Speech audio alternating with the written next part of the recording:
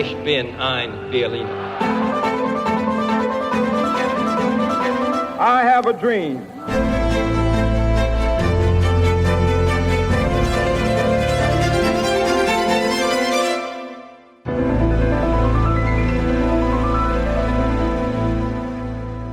Olá, bem-vindos a mais um episódio de A História Repete-se, com Henrique Monteiro. Olá, Henrique. Olá, Lourenço.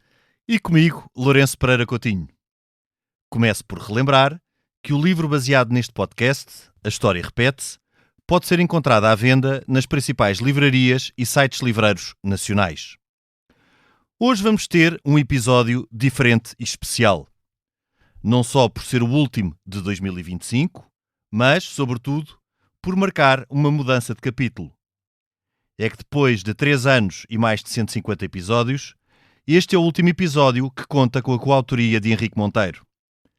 Pela minha parte, e atrevo-me a falar pelos nossos ouvintes, agradeço-te, Henrique, o conhecimento e a boa disposição que partilhaste connosco ao longo deste tempo e também a tua contribuição fundamental para o bem-sucedido percurso de A História Repete-se. Uma das coisas que a história me ensinou é que a vida é feita de ciclos, muitas vezes não lineares. Assim, a cada ponto final e fecho de capítulo, segue-se quase sempre uma maiúscula e um novo capítulo. Assim será no A História Repete-se, que continuará a contar com a minha coautoria e, a partir de 2026, também com a coautoria de Margarida de Magalhães Ramalho, historiadora, investigadora do Instituto de História Contemporânea da Universidade Nova de Lisboa e colaboradora de longa data da revista do Expresso. Os mais atentos lembram-se, por certo, que a Margarida já foi nossa convidada no episódio sobre os diários de Tomás de Melbreiner, com data de 22 de janeiro de 2025. A Margarida está hoje aqui connosco, ainda como convidada para, de forma simbólica, receber o testemunho do Henrique Monteiro. Olá, sou a Georgina Angélica.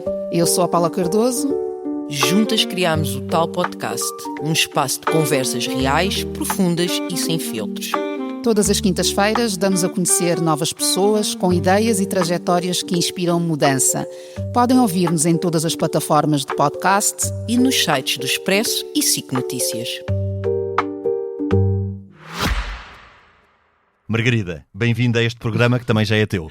Obrigada. Olá. Isto hoje é uma coisa difícil, receber o testemunho de um peso pesado como é o Henrique Monteiro. Em todos os sentidos. Emagreci imenso, não se faz ideia. Não, mas desculpa lá, isto é um desafio. Vamos lá ver se eu estarei à altura deste desafio, porque ao fim de 3 anos da vossa boa disposição e da cumplicidade que se sente sempre no programa, eu espero saber honrar esta passagem. De certeza, tenho a certeza.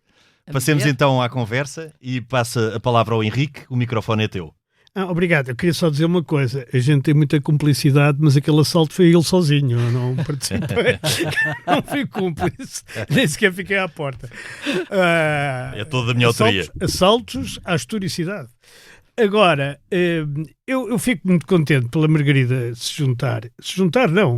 me substituir neste programa, não só porque eu já conheço a Margarida há muito tempo e conheço a competência dela também como historiadora, que é muito superior à minha, devo dizer. É verdade, que eu nunca fui historiador, nem investigador, eu sou jornalista, portanto sou aquele tipo de pessoa. És um homem de saber universal, um humanista. Eu sei tudo acerca de nada. Se calhar todos nós, já é muito. Que já não é nada mal. Já não é nada mal. Sabe nada acerca de tudo. Sabe tudo acerca claro. de tudo. Né? Sabe nada acerca de tudo. Eu sei nada acerca de tudo. Vocês é que sabem tudo acerca de nada.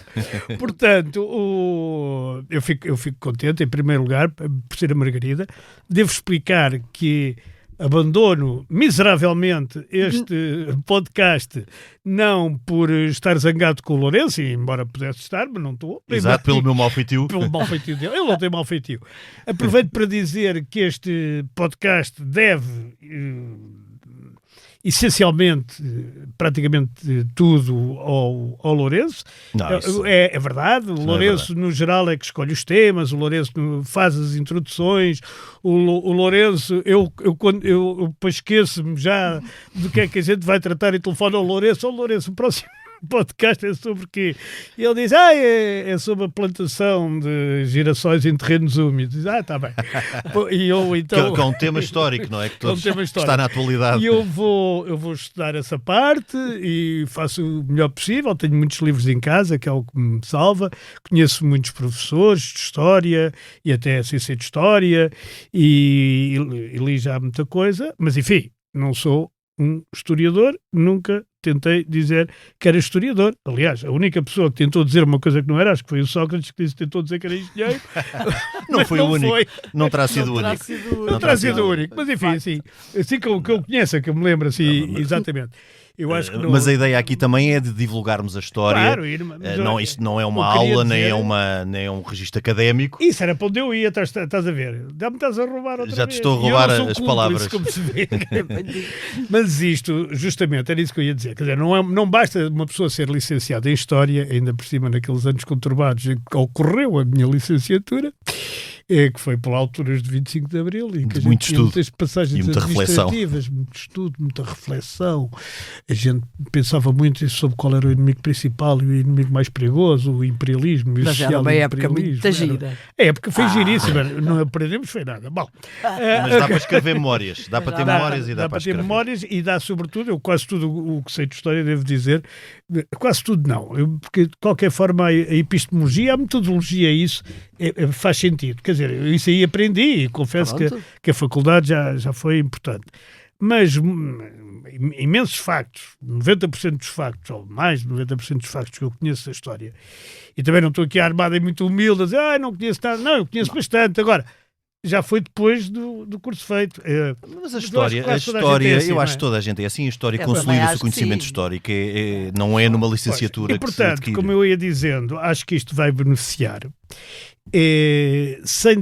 Esperando, eu tenho a certeza, que continua a ser não um programa pretencioso em que vêm vocês são os dois professores e investigadores, em que vêm dois professores dizer ao povo coisas... Verdades absolutas. De cátedra. E coisas como o Tratado de Zamora foi assinado com uma caneta Montblanc. Não houve Tratado de Zamora, é por isso que a gente pode dizer estas coisas. E então, mas que mantenham e melhorem. Quer dizer, cientificamente isto é muito melhorável. E do ponto de vista da informalidade... também não convém melhorar demais. Porque... Sim, o listone já está muito alto. O índice de informalidade já está muito alto. A informalidade provavelmente vai se manter, calculo. Pois eu acho que sim. Conhecendo os dois, conhecendo até a Margarida há mais anos do que conheço o Lourenço. Sim. Eu sou um júnior aqui. Ela é colaboradora do Expresso já há muitos anos. Ainda do tempo lá debaixo da Brancamp. Ainda do tempo da Brancamp. Portanto, isso quer dizer que foi antes de 2003, o que quer dizer que já foi há mais de 22 anos. Portanto, a gente, pelo menos, digamos que um quartel é muito bonito, não? Um quartel de século. Um quartel de século já cá. O quartel, só os militares é que utilizam um quartel para determinar uma coisa que é o sítio Henrique, onde estou mas antes de passarmos à conversa e também de Margarida se apresentar, deixa-me que diga que este programa, para dançar é preciso sempre, ou para dançar o tango, são precisos dois. E como é óbvio, cada um teve o seu papel neste programa durante estes 3 anos. E tu estás a fazer de minha mulher, que foste tu que conduziste. Não se pode dizer essas coisas, que hoje em dia é politicamente incorreto. Não, mas para lá, isto é politicamente incorreto. Eu estou a dizer, qual ingênua dama, segui aos teus passos. Não. E as tuas reviengas. Não, mas foi um programa feito a dois que fez o percurso que fez... Pelo que ambos fizemos por ele e pelo contributo que cada um de nós deu. Eu penso que uma coisa interessante aqui é que o registro deste programa, sendo obviamente fundamentado e sério e baseado em estudo e em pesquisa, porque para cada episódio temos que pesquisar bastante e prepará-lo como deve ser, está exatamente nessa informalidade, mas por outro lado também na sua amplitude, não querendo estar aqui a fazer a apologia do programa, mas na sua amplitude de todos os temas que nós já cá trouxemos, desde o tempo dos romanos, desde Viriato até ao século XX, desde Portugal até a América, tanto do Norte como do Sul, como a Ásia, como a África. Este programa é um programa que, em termos de temática, é verdadeiramente eclético. Muito eclético e tem sido até... E isso é desafiante. E desmistificador. Olha, hoje de manhã tive que, por outros motivos, tive que estar a falar com o diretor da Gulbenkian e encontrei-me com um amigo meu, que é de Viseu também, e ele disse, dei o teu livro ao Fernando Ruas e acho que deu também ao atual Presidente da Câmara, que eu também sou amigo, do João Azevedo. Porque eles foram logo ver a questão do Afonso Henriques. Não, começa com o Viriato. Claro. Viriato. E ele diz, mas tu dizes que o Viriato nunca teve em Viseu. Eu disse, não. A coisa mais... As pessoas não gostam de ele é requisitado ele por tem lá uma Zamora, cava. é requisitado por Veradíssimo. Mas não há nenhuma cidade que tenha uma cava de Viriato como tem Viseu. E uma estátua. Ora bem, eu disse... Não, a estátua tens em Zamora, do Viriato. Não, mas a cava e a estátua. A cava e a estátua não. Zamora... Mas Zamora é uma terra muito pequenina comparada com Viseu. É uma bela terra. Uma bela terra. E teve o tratado, não é? Com teve dois. Pois, mas também houve um de Alcanides também, tanto quanto me lembro. Agora, o que eu ia dizer era isto. Sabes que eu, neste programa, faz-me lembrar um bocado quando eu era miúdo, não é? Havia aqueles... Quando chegava futebol, miúdo, havia aqueles gajos que a gente dizia estão à mama, que é os gajos estão à espera que lhe passem a bola para meter o gol. És o Jardel.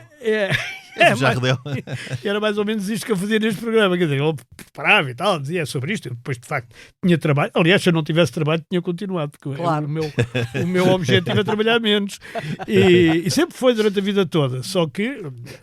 Que é um objetivo estimável, que eu acho que para todos deveríamos estender, não é? Porque... Claro, agora...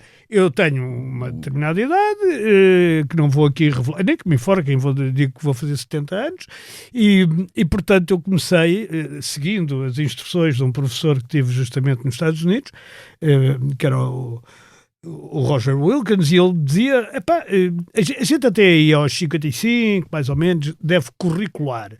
E a partir daí deve descurricular, que aí de sair de fininho dos vários sítios. Eu ainda tenho mais de 2 anos de curricular. Saindo de fininho dos vários sítios onde está. Portanto, eu vou manter uma colaboração no Expresso, naturalmente, com umas crónicas e tal, mas... Vou deixar, vai ser também mais passada, enfim, vai haver várias novidades que o diretor do Expresso depois dirá quais são, não sou eu, não me compete a mim. Eu só posso dizer que a partir de uma determinada altura passarei a ser jornalista de alterno, porque vou alternar as crónicas com outro cronista, que eu também nem que me enforquem direi que é o Miguel Sousa Tavares. Exato. O programa está a ser muito polémico para o último programa do ano. E então... tiveste a ideia brilhante que propus ao Lourenço, é assim, e se a gente fizesse uma substituição? Uma vez que o programa já... É como as equipas, já estão a ganhar 3-0, não é? Já podem pôr um suplente. Agora estou eu a dizer mal da Margarida. À vontade. Já podem ir buscar uma pessoa ao banco. Não foi nada fácil de encontrarmos uma ideia de uma pessoa, porque não é fácil, já não é fácil substituir-te, e eu não te estou a dar, não é fishing for compliments, claro, porque é verdade, tem que ser uma pessoa com determinadas características, que consiga falar de uma forma abrangente, porque muitas vezes a história, há grandes especialistas de um ano muito específico ou de um tema muito específico, mas o que também para mim é verdadeiramente a história, que pelo menos na minha perspectiva é o que é fascinante, é esta curiosidade pelo passado, e a curiosidade pelo passado não se limita a 5 anos, a 1750 ou 55, por exemplo, ou não se limita ali a um microtema sobre história medieval ou sobre história contemporânea. Esta curiosidade pelo passado, que é difícil depois de conseguirmos passar de um tema, por exemplo, de história de Portugal do século XIX para um tema de história medieval no Japão, vou dar um exemplo, no século XIII. Portanto, é preciso uma pessoa que tenha essa abrangência e essa cultura humanista. E depois, alguém também com capacidade de comunicação e com capacidade para ter esta dinâmica do programa. E foi, andámos a pensar e encalhámos a Margarida. Exato. No bom sentido. No bom sentido. A Margarida, como a Margarida já tinha vindo ao programa, eu já te conhecia e sempre achei, e nunca tive dúvidas nenhumas, que eras figura... Pessoa indicada. Pessoa mais indicada, dentro daquelas que... naturalmente no mundo pode haver alguém que saiba mais que tu. Com certeza absoluta. E que seja melhor que tu. Sim. Sabe, Enfim, certeza absoluta. Talvez, eu nunca vi, mas talvez. Mas do mundo conhecido, também, serias a pessoa também há. indicada. E depois o Lourenço também aproveitou para te conhecer melhor do que aquilo que conhecia, não é? Acho que vocês Sim, tínhamos cruzado. tiveram algumas conversas das quais eu não participei, por acaso fiquei com um bocadinho de ciúmes. Não fiquei. Não, depois eu conto. Pronto, e chegou-se a esta conclusão. E acho que acho que a solução é ótima e isto só pode melhorar. Não quer dizer que não possa piorar, pode, mas não é aquela coisa que está tão mal que já não pode piorar. Eu acho que é um livro que está a ser bem escrito e que acaba um capítulo e agora entra um novo. A ideia que tu deste do capítulo é verdade, até porque os livros, aqueles antes da tipografia, não é? Cada capítulo começava com uma rubrica, de onde veio, aliás, a ideia de rubrica, porque era em vermelho. Cá está uma coisa de história que pouca gente sabe, era rubro. Não sabia. Era rubro, porque aquela capitular grande, desenhada e tal, no geral era sempre em vermelho, se vocês se lembrarem, sobretudo os incunábulos e os manuscritos eram, portanto, anteriores. Agora, para os ouvintes saberem, os incunábulos é tudo o que é antes do século XVI, mas já impresso. E os manuscritos é antes de haver impressão. Como o próprio nome indica. Mas agora também, se calhar, nós já apresentámos por alto a Margarida, mas também se a Margarida... Não, a Margarida deve-se apresentar. Deve-se apresentar também. Isso é um bocado complicado. E quais as suas expectativas para o próximo ano e para o que...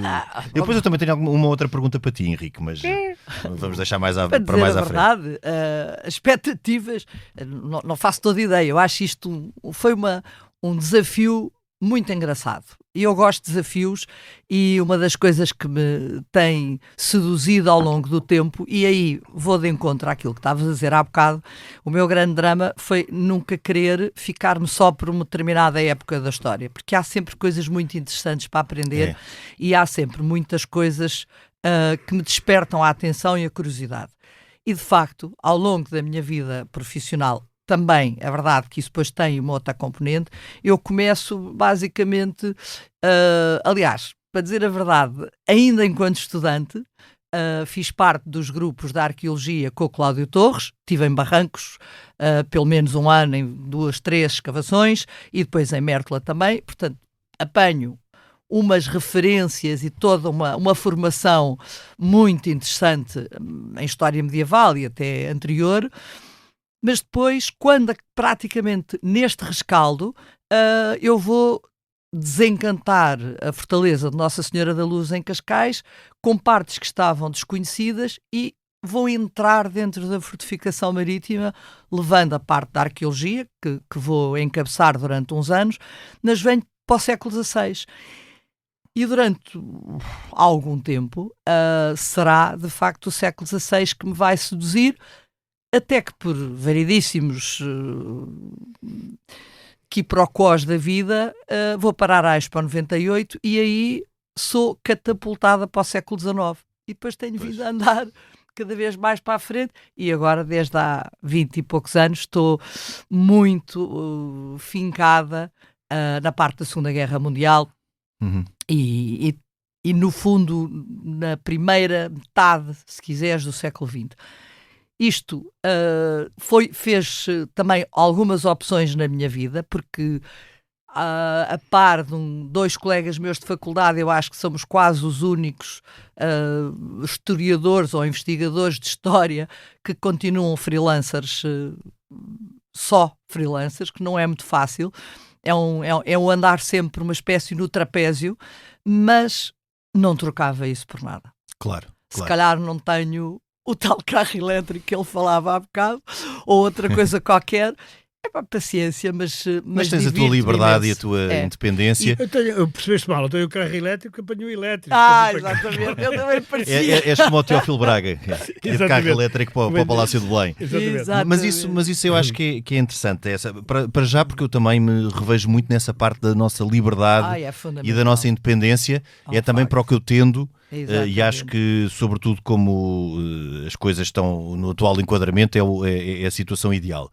Depois, essa ideia também que hoje em dia a história é muito estanque e está muito compartimentada. As pessoas são do século XIX, são tão hiper especializadas, quase que faz lembrar um bocadinho como aos médicos. Os médicos antigamente eram humanistas, com uma visão, como se diria, holística. Vocês são de medicina interna. De medicina, depois. Claro. Mas a pessoa Não, circunscrever-se a uma especialidade, depois não tem uma visão de conjunto. E de facto, se a pessoa, por exemplo, se remete a uma época, as causas têm sempre. As próprias causas, elas próprias têm causas, não é? Exatamente. E nós vamos sempre um bocadinho atrás. E depois também há um outro aspecto muito interessante, que é esse, porque eu também sou de século XIX, mas hoje em dia eu já não sei se sou de século XIX, e este programa também tem contribuído muito para isso. Porque, por um lado, quem é de século XIX tende muito a ir ali também para o século XVIII, para finais do XVIII, indo para o Iluminismo, para a Revolução Francesa, porque é impossível perceber o século XIX sem perceber, sem ir atrás. Mas, por outro lado, também a história não tem um ponto final, não é? Portanto, nós queremos sempre ler o capítulo seguinte. Exatamente. E então nós pararmos... As cenas dos próximos capítulos. Portanto, nós não paramos como em 5 de outubro de 1910, continuamos pela República, depois não paramos no 28 de maio de 26, continuamos por ali fora, só para aqui circunscrever a história de Portugal. Portanto, quem é de século XIX também tende a começar a abarcar o século XX. Sobretudo porque aquilo que vem a ser o século XX tem raízes profundas no século XIX. Que a professora tinha no século XVIII. Tinha no século XVIII. E o que é mais curioso é que o XVIII tem no XVII e o XVII no XVI. Exato. Portanto, de onde a história é uma sucessão de factos sucedidos, como lá para Alice subscreveria. Exatamente. Mas isso é que é muito interessante na história, essa visão abrangente e não circunscrita, porque mais uma vez é a questão dos horizontes. E se há coisa que nós neste programa se há contributo que nós podemos dar, exatamente para darmos essa visão também de perspectiva. Eu agora fazia um anticlímax se dissesse, eu deixo de fazer isto porque vou fazer um livro que é Subsídios para a História do Pelourinho de Vila Cova à Covilhã. Aquele tipo de livro em que os historiadores Desculpa, mas já 10 anos. Já tenho a agenda preenchida e não posso ir à apresentação. Também tem a sua função. Também, claro, há imensa coisa que a gente sabe porque houve pessoas que estudaram coisas. Eu tenho uma tia que estudou judiaria de não sei o quê na cidade de Viseu. Mas acaso, para... não acertou no sítio da sinagoga. Mas sem nada, sem nada contra e com todo o respeito, para um programa com estas características, esse tipo de saber acaba por ser redutor, não é? O que interessa agora, vocês é ter esta... não se esqueçam do resto do país, que eu já percebi que vocês são os dois de Cascais. Pois. Não. Está algo mal? Não, quer dizer, mal não tem, não é? É algo mal. Mal não tem. Mas não temos assento de Cascais tem um lugar histórico. Aliás, eu por acaso sou de Lisboa. Eu também sou de Lisboa. Mas moro em Cascais. Eu exatamente a mesma coisa. Como diz o meu GPS, em Cascais. E o meu GPS diz, toma a autoestrada na direção de Cascais. E então, para vir para aqui... É chique, por isso é que é o carro elétrico. O meu carro é de chique. Mas nenhum de nós tem assento de Cascais. Às vezes a mim dizem-me que tenho um bocado. Talvez tenha. Que é de tio. Mas não acho. Pelo menos... Ela não tem, tu também não. Agora, obrigado. Eu só estou a dizer assim, vocês não se esqueçam do nosso rico interior, onde há tanta anta, nem por sombras, nem por tanto castelo. Eu com o museu em Vilar Formoso, e há uma série de tempo a trabalhar sobre o território de Vilar Formoso e de Almeida, descansa que o interior está e eu também não, apesar de ser um lisboeta nascido em Lisboa e ido para o Estoril com 13 anos, Lisboeta nascido em Lisboa. Não há muitos. Passa a redundância, isto é da informalidade, depois leva-nos por estes devaneios. Não, mas apesar de ter nascido em Lisboa e viver na linha destes 13 anos, mas de origem lisboeta, tenho sempre também essa preocupação e essa ideia que, de facto, procurar de alguma forma equilibrar e compensar a macrocefalia do país, claro. Porque há muita coisa para além de Lisboa e faz-me, de facto, também muita confusão. Não tenhas dúvidas. Ainda no outro dia em Évora estava a dizer isso, numa conferência que fui fazer a Évora, a pouca atenção e o peso desproporcionado de Lisboa e a pouca atenção que se dá. Lisboa, Porto, das cidades e o litoral versus interior do país. Interior. É uma desgraça. Por exemplo, eu tive agora coisas fantásticas que existem. Eu tive este fim de semana a dar uma conferência em Braga. É só para chatear, mas não é para chatear, só para Braga, é só para Évora. eu não pensar que é só em Évora e tal. Em Braga. Eu conheço bem Braga, não foi a primeira, nem a segunda, nem a terceira, sei lá. Nem será a última. Espero não ser a última vez que lá vou. Braga é uma cidade extraordinariamente importante no nosso território. E nós já falámos várias vezes nisso. Anterior à nacionalidade, era a sede. Com uma sé anterior à nacionalidade. Foi a capital do Reino Suevo. Exatamente. Foi o único arcebispado, é o primeiro arcebispado, que é arcebispo primaz, o de Évora. É a única catedral e a única diocese que, em Portugal, portanto, há poucas no mundo, que têm um rito próprio, que é o chamado rito bracarense, que eles só praticam uma vez por ano, porque é diferente do padre da Taça. É só para manter vivo. Para manter vivo. Porquê? Porque todas as dioceses que tinham 200 anos de prática anterior à unificação do rito, do rito, num concílio, que agora não consigo dizer qual é, mas as pessoas vão ao chat GPT e veem logo, e eles já tinham essa coisa. Braga, por exemplo. Viseu, ainda há bocado estávamos a falar de Viseu, ou a cidade do Viriato. Évora, que é uma cidade que eu gosto muito. Nasceu o Afonso Henrique. Já agora deixa-me só puxar a brasa a Évora, porque Évora, no tempo dos avis, por exemplo, no tempo de Dom João II, e aliás foi exatamente esse o tema desta conferência, foi não só o casamento do filho, como as primeiras cortes foram em Évora. Évora foi a capital política de Dom João II e com um significado muito especial. É que era uma centralidade também peninsular que o rei queria. Era da dinastia de Avis. Da dinastia de Avis. O tetravô, trisavô, o Dom João I era aqui. Era portanto, pai, avô, bisavô.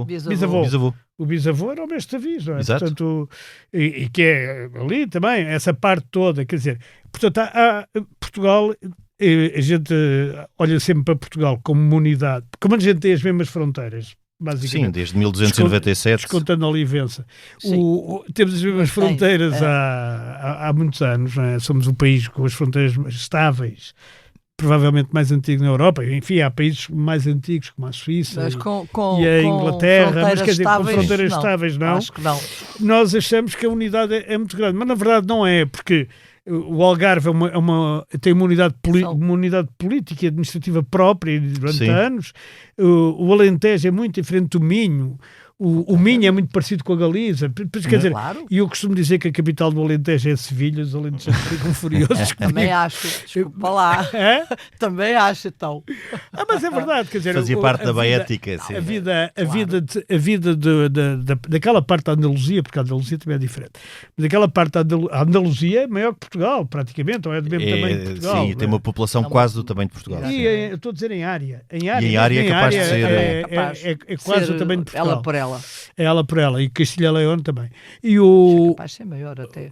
Talvez. Mas quer dizer, são grandes, são 3 unidades grandes. Ao contrário, a gente fala muito da Catalunha, a Catalunha é pequeníssima, e o País Basco ainda mais pequeno. Não é o País Mas Basco é que a Catalunha fazia parte, como nós sabemos, da Coroa de Aragão. Da Coroa de Aragão. Portanto, é um território dentro da Coroa de Aragão. São autonomias pequenas, que se tu dividires a península pelas autonomias espanholas e mais Portugal era uma das 3 autonomias maiores. Sim. Juntamente com mas como nós também já falámos várias vezes neste programa, Portugal é uma construção política. Portanto, sendo uma construção política, obviamente tem diversidade. E essa diversidade deve ser realçada. Os países são todos construções políticas, ou não? Sim, mas muitos deles... Qual é a opinião da Margarida? Muitos deles com... Queria ver onde é que ele vai chegar. Não, uma construção política exatamente porque não partiu de uma unidade geográfica, nem partiu de nada que anteriormente tivesse existido como... Porque se tivesse partido de uma unidade geográfica, englobava a Galiza. Englobaria a Galiza. Provavelmente seria Portugal com a Galiza. Mas uma unidade geográfica, Margarida, histórica. Porque nós, do século XII para a frente, claro que a realidade é Portugal, mas olhando para trás, nunca Portugal esteve unido e separado do resto do espaço peninsular da forma como nós conhecemos hoje. Portanto, é uma construção... conquistando passo a passo até chegar abaixo ao Algarve. Aquilo que se chamava o Condado Portucalense, o Condado Portucalense fazia parte da Galiza como reino autónomo, não é? O Garcia primeiro e o Garcia, eles chamavam-se todos Garcia, não sei. O Garcia foi rei da Galiza, sim. Em homenagem ao nosso amigo João Garcia, que foi aqui diretor adjunto de Expresso. Chamavam-se todos Garcias e pronto, e estava... Já agora, Henrique, só antes de depois também passarmos à Margarida e perguntar dos temas que tratámos, foram mais de 150 episódios, ou dos convidados que tivemos, não obviamente fazendo distinção entre convidados, mas lembras-te assim de um caso que tenha marcado, tanto de episódios e de temas que tratámos. Nós falámos muito e procurámos sempre equilibrar a história de Portugal com a história internacional, não só europeia como também internacional. Houve temas com certeza que te sentias mais à vontade e outros que menos, não é? Que foram um desafio maior. Falámos muito de história dos Estados Unidos, por exemplo, falámos de história da América do Sul, falámos de história portuguesa praticamente todos os séculos, não deve ter havido século que nós não percorrêssemos. Sim. Muito de história de Espanha, de história de Inglaterra também, desde a Guerra das Rosas à Guerra Civil Inglesa, em França, a Revolução Francesa, tempo medieval e a Comuna de Paris, por exemplo. Falámos de variedíssimos temas. Rússia, falámos muito também de história russa. Eu acho que é muito difícil, é uma pergunta muito difícil, porque é difícil estar a fazer uma... Eu gosto disso tudo. Devo dizer que sou boa boca, não não és esquisito. Não sou esquisito, quer dizer, eu só não gosto de pré-história, na verdade, ao contrário da Margarida, que andou a fazer escavações. Não, eu andei a fazer escavações, não, mas era pré-história. Era medievais, pois. Era medieval era do tempo e muçulmana, sim. Olha, mas é uma coisa que me fascina, a pré-história. A pré-história não. Aliás, eu fiz a cadeira de pré-história sob protesto, porque não havia pré-medicina, nem pré-direito, nem pré-agronomia, porque é que há de haver pré-história, porque é que um rapaz que está a fazer história tem que fazer o pré.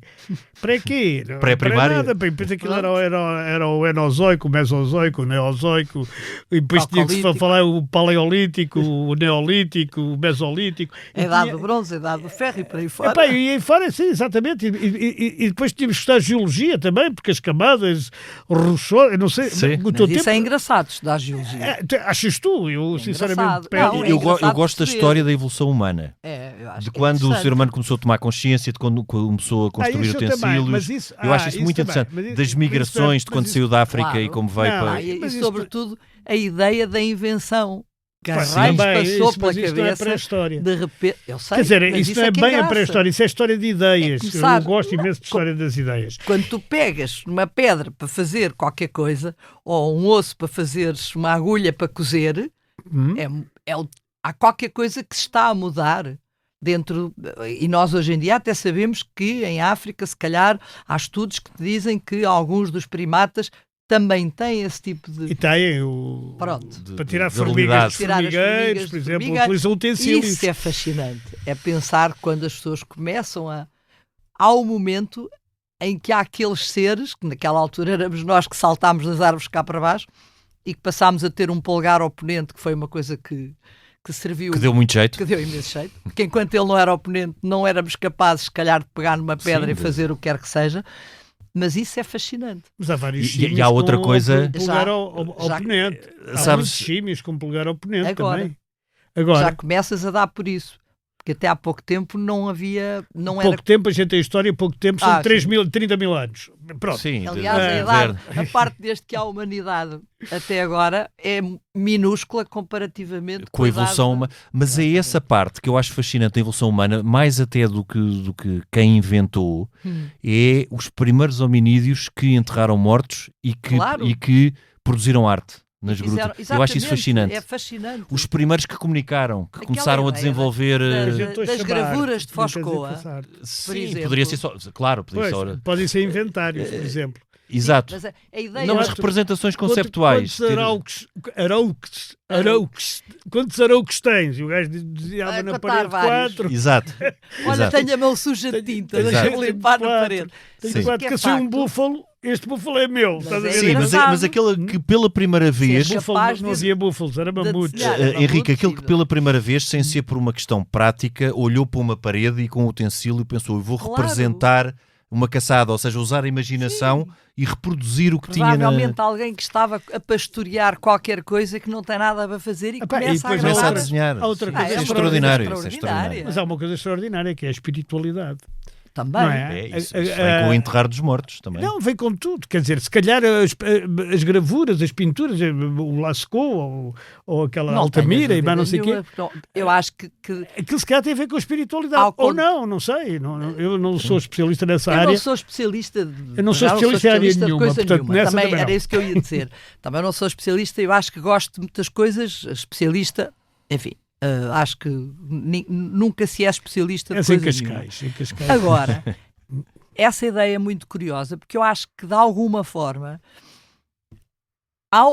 é talvez aquilo que vai ser a diferença dos primeiros hominídeos, é quando de algum modo eles têm esta ligação ao todo universo que os cerca e que lhes começam a interpretar e a dar uma dimensão que nós chamamos espiritual e que no fundo é.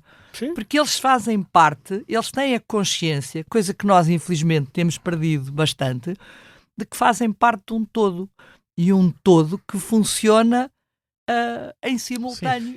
É uma tomada de consciência para além do óbvio. Repara que É uma tomada de consciência às coisas, não é?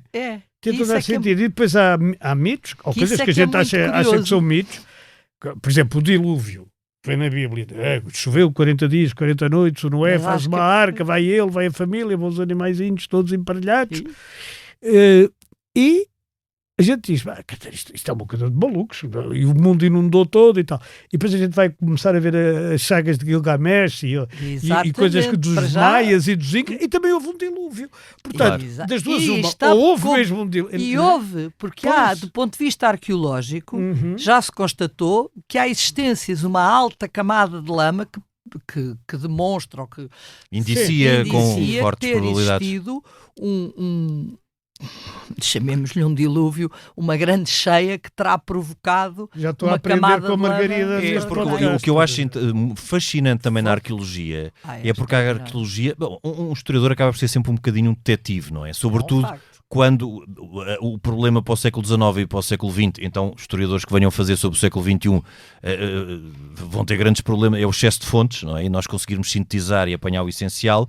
Para essas épocas é nós termos uma peça do puzzle aqui, outra peça do puzzle ali e deduzirmos e procurarmos encaixar e ver o que é que está ali em falta. Às vezes mal, mas é impossível. Ou não formulamos hipótese nenhuma, ou com os poucos dados que temos. Eu tinha um colega que dizia, a arqueologia, agora aí como me baseio, a pré-história baseia-se no seguinte facto: apanha-se um caco em Lisboa, um caco em Cartago e um caco em Sidon, e com isso reconstrói-se o comércio no Mediterrâneo no século VI a.C. Mas é um bocado. Se o caco for igual...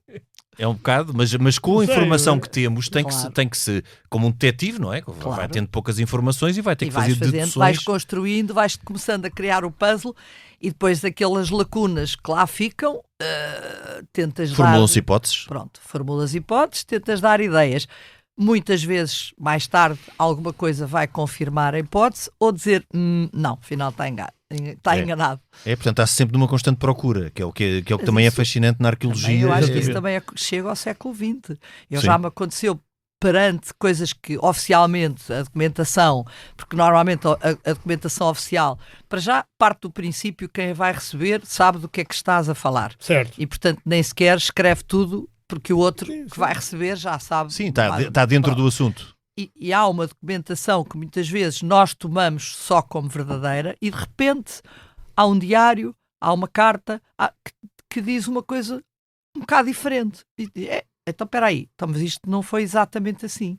Então se calhar temos que olhar para este conjunto outra vez e pensar em função dos tais testemunhos que vêm para Margarida, isso é muito importante, porque muitas vezes, e também para os nossos ouvintes, todos pensamos nisso, não é? Como quem trabalha em história.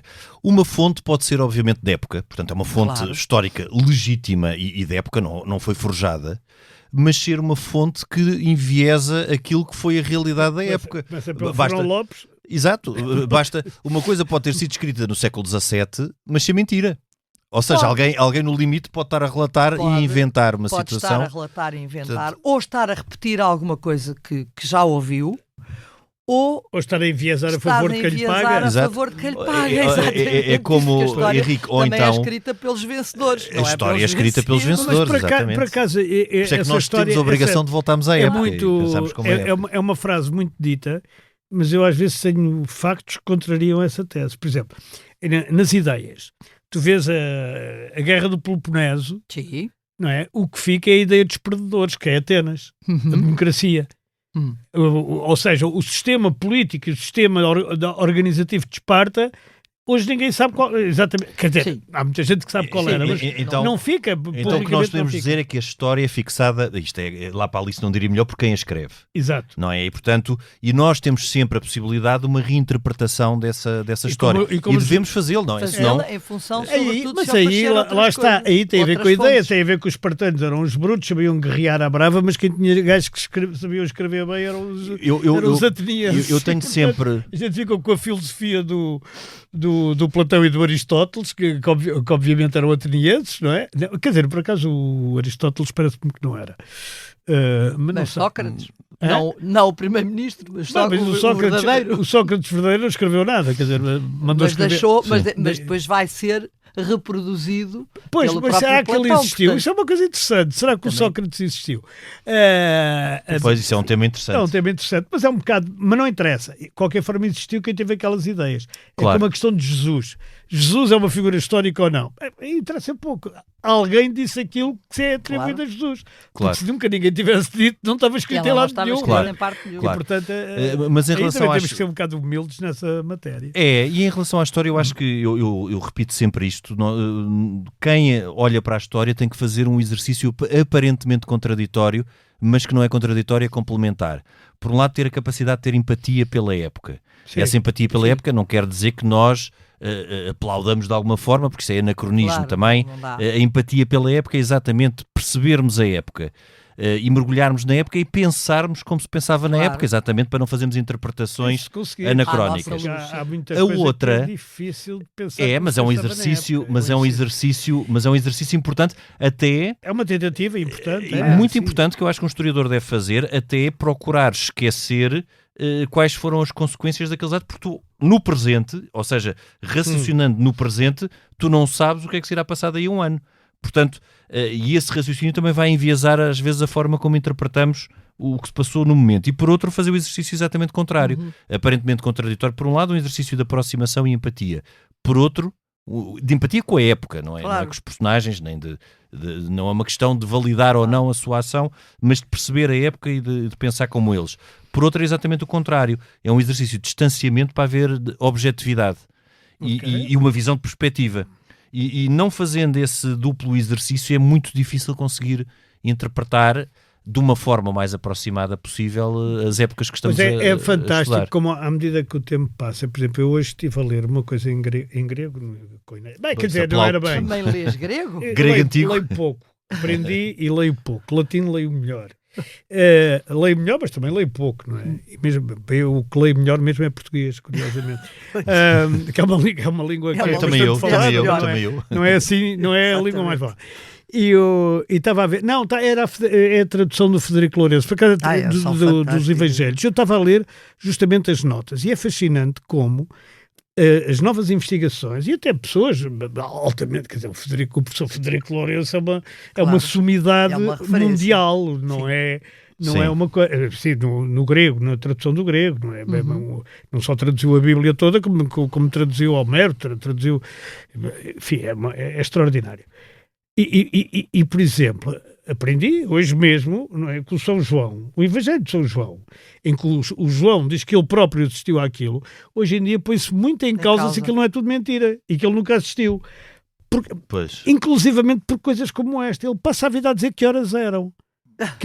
Parece que é para dar era a hora décima, era a hora não sei o quê, mas por exemplo, e depois como é um evangelho não sinótico, portanto assinótico, ou seja, os outros três são iguais, isto para quem não sabe exatamente o valor destas palavras, os outros três, Lucas, Marcos e Mateus, são iguais, ou contam a mesma história. E o São João conta em parte a mesma história, mas bastante diferente até. Por exemplo, basta ver isto, também de Jesus nunca tem nome no Evangelho de João. Nem é referido que Jesus nasceu em Belém. Nem sequer isso é referido.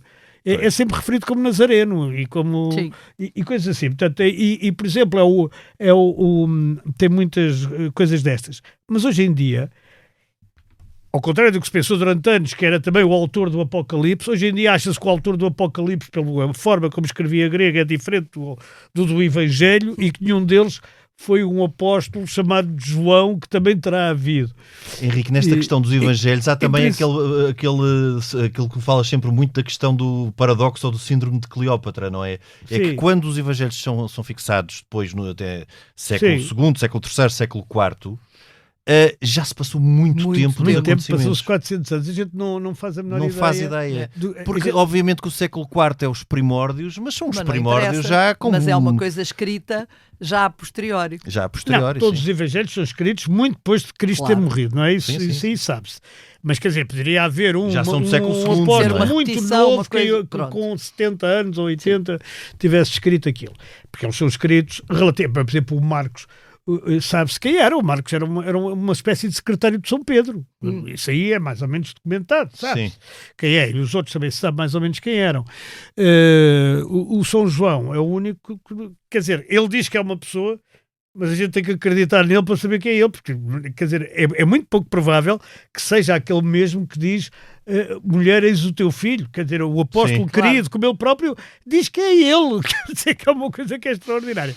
Mas... e são os mistérios da história que tornam a história fascinante. Não interessa nada enfim, nem para a crença, nem para a fé, nem para a religião. Só interessa para ver do ponto de vista histórico, é tal coisa. Claro. E do ponto de vista histórico, aquele evangelho é absolutamente notável, até na escrita. É o mais interessante de todos. É aquele que é escrito, mais bem escrito. Sim. E ao mesmo tempo é o mais antissemita de todos os... Ele passa a vida a culpar os judeus. É claramente... Quer dizer, mas é claramente que eles também eram judeus para todos os efeitos. O São Paulo... Aqui pode reforçar esta tal teoria, não é? O São João não sabe bem quem é. Podia não ser judeu. Aliás, é o evangelho de maior influência grega e de maior influência helenística. É o único que é escrito em grego, diretamente, quer dizer, e por alguém que pensa em grego, segundo diz o Frederico Lourenço. Eu não penso em grego, acredito que o Frederico Lourenço consiga pensar em grego. Mas sonhar em grego. Sonhar em grego. Em grego arcaico. Em grego clássico. Não é em grego atual. Não é o grego do Varoufakis. Isso é outro grego. Isso é uma pessoa ver-se grega. Mas enfim... E, portanto, quer dizer, à medida que se estuda, vai-se sabendo mais. Isto também o Lapalisse não diria melhor que eu. Não, e é essa parte fascinante. Isso é fascinante. Estar sempre a descobrir coisas diferentes e novas. A história nunca está acabada. Está sempre mas também não podemos cair naquilo que diziam... de um constante na Rússia, não é? Na União sim. Soviética, que é... a história da União Soviética é imprevisível. Porque estavam sempre a mudar, e na China, não é? Como tudo, tem que ter um equilíbrio, não é? Nem ter por verdades absolutas tudo o que foi escrito, portanto, uma coisa, nem estar permanentemente num revisionismo, que depois às tantas também. Mas é isso que torna a história fascinante, e é isso com certeza que faremos em 2026, com os muitos temas de vários séculos e de várias latitudes que traremos ao programa. Por hoje ficávamos por aqui, desejando um bom ano, ótimo ano a todos os ouvintes. Um bom ano de 2026. Henrique, nós não até para a semana no estúdio, até para a semana a gente vê-se, vamos ver por aí, tu andarás por aqui. Ir ao edifício. E por acaso para a semana não estarei cá. Então, e há telefones, e há restaurantes, e há para nos encontrarmos. E há muitos sítios, abrigos nucleares, coisas assim para quem deseja um bom ano, não é? Mas nós, neste programa, até sempre, porque não te livras de voltar aqui à História Repete-se. Não, quando eu fizer o meu grande livro, Subsídios para a História do Pelourinho de Vila Covalho. Pois, isso virás cá falar sobre isso. Vila Covalho existe, não pensa que não existe. Será um episódio interessantíssimo, de certo. Margarida, nós até para a semana. Até para a semana. Nós voltamos na próxima semana, noutro tempo e noutro espaço. Este episódio conta com a gravação e sonoplastia de Tomás Delfim, capa de Tiago Pereira Santos, coordenação de Joana Beleza e direção de João Vieira Pereira. Eu sou o Lourenço Pereira Coutinho, este é o podcast A História Repete-se. Voltamos na próxima semana, mas até lá, siga-nos nas apps de podcasts e nas redes sociais do Expresso. Se tiver sugestões ou ideias que queira partilhar com a equipa de podcasts, envie um e-mail para podcasts@empresa.pt.